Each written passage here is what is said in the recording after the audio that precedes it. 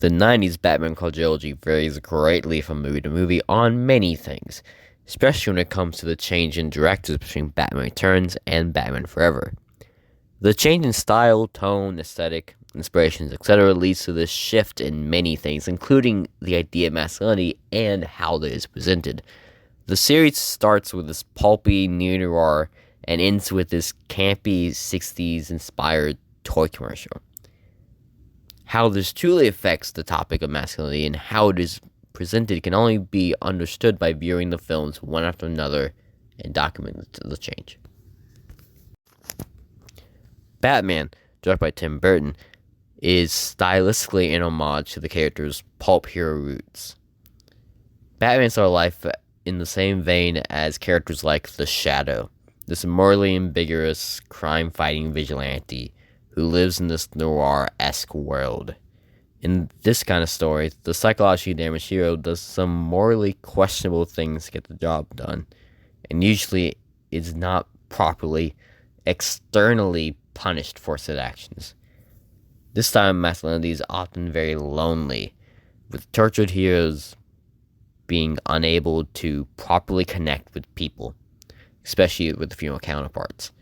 They're also not very emotionally intelligent, their trauma keeping them from learning how to properly regulate their emotions. All these things describe Michael Keaton's Batman. Michael Keaton was also a peculiar pick for Batman in this time period. Stars of the action films of the 80s were people like Arnold Schwarzenegger, Sylvester Stallone, and Mel Gibson. People who looked like gods among men, whose muscles were so thick that bullets bounced off them like Kevlar. Michael Keaton was none of these things. He was a scrawny comic of average height whose most well-known roles were Mr. Mom and Beetlejuice. There's actually a massive fan backlash at this casting, but now he's one of the fan-favorite Batmen. His casting teaches that you don't need to be the symbol of masculinity to be a hero. Batman Returns was the last Tim Burton directed Batman film and carries much of his charm. The film was a gothic, queer, campy, big-budget theater production. With this queer camp, the film was allowed to explore more Bruce Wayne's character. A major part of Bruce Wayne's character, and many superheroes, is the problems that come from the dual identity. The struggle of, am I Bruce Wayne or Batman, leads to this queer reading if it is seen as a closet analogy. Dual identities can easily be read as a queer person trying to pass as straight to belong in our society. Can I be queer and a member of society? This is presented more through the foils in the film: Penguin, Shrek, and Catwoman.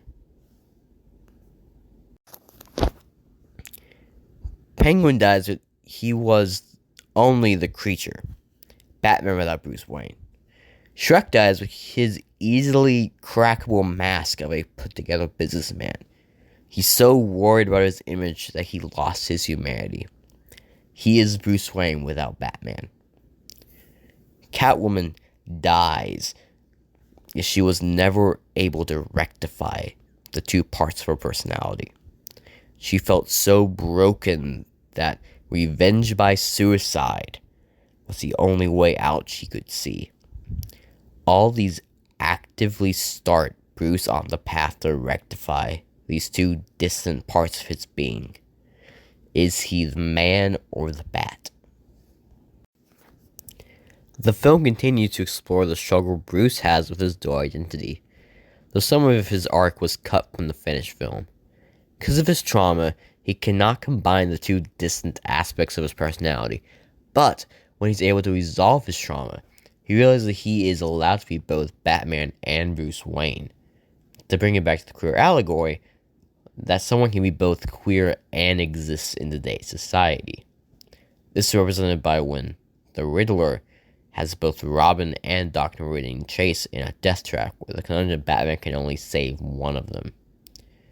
Bruce takes the third option and saves both of them, ruining Riddler's plans in the process, saying that Riddler is wrong, that he is both Batman and Bruce Wayne. This need for Batman to change is shown through his foils, the Riddler, Two-Face, and Robin. The Riddler is a Bruce Wayne fanboy who, after being rejected by Bruce Wayne, decides to become a supervillain.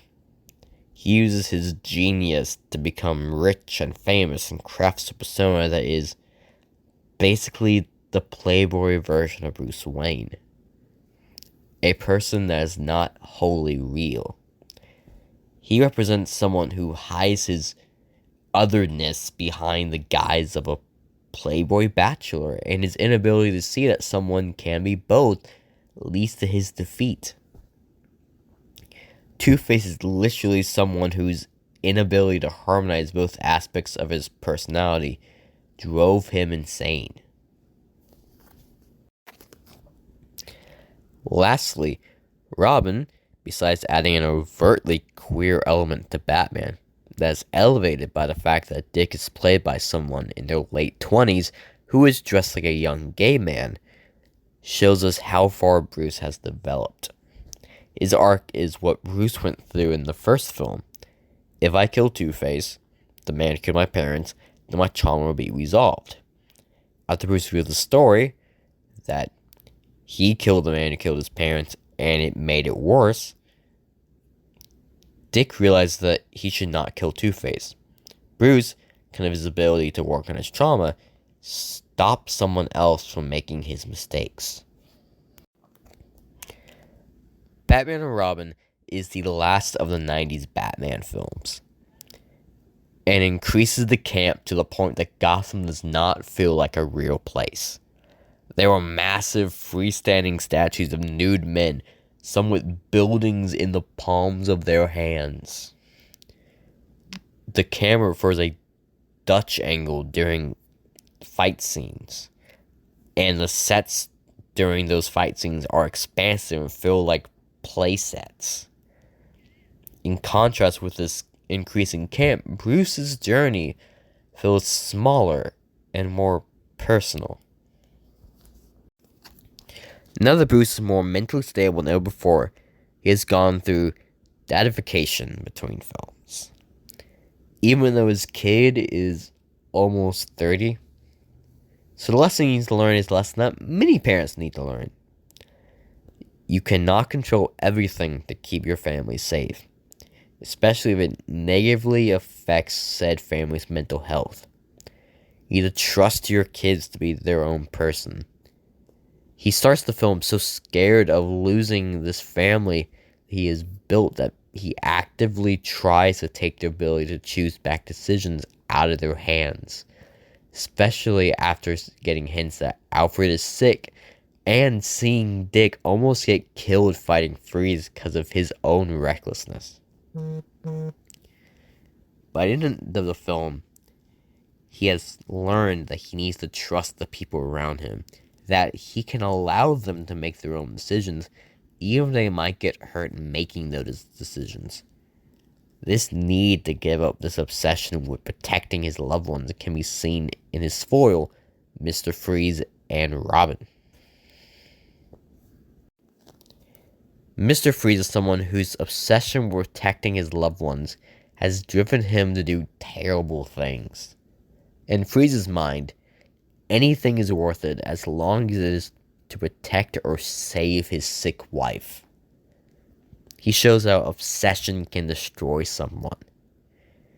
Robin is the person fighting against this oppressive blanket of protection. He is tired of being treated like a sidekick and wants to be Batman's equal, to the point that he almost goes solo. But Larry realizes that Bruce's protective instincts is there for a reason. It stops him from making his impulsive decisions. In conclusion, this series covers a wide spectrum of Batman and, in the process, what form of masculinity he is residing in.